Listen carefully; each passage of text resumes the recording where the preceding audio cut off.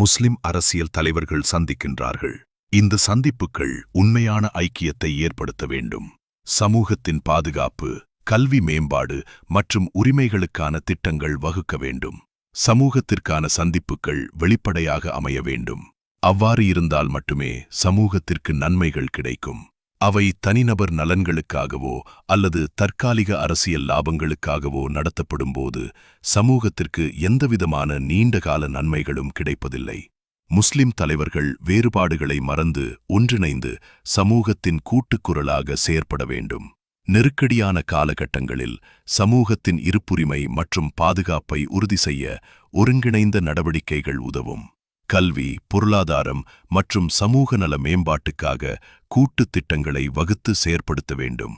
பல சந்திப்புகள் சமூக நலனை விட அரசியல் நலன்களை முன்னிறுத்தி நடத்தப்படுவதால் ஏமாற்றமே மிஞ்சுகிறது. வெறும் அறிக்கைகளுடன் முடிந்துவிடும் கூட்டங்களால் சமூகத்திற்கு எந்தவிதமான ஆக்கபூர்வமான மாற்றமும் கிடைப்பதில்லை.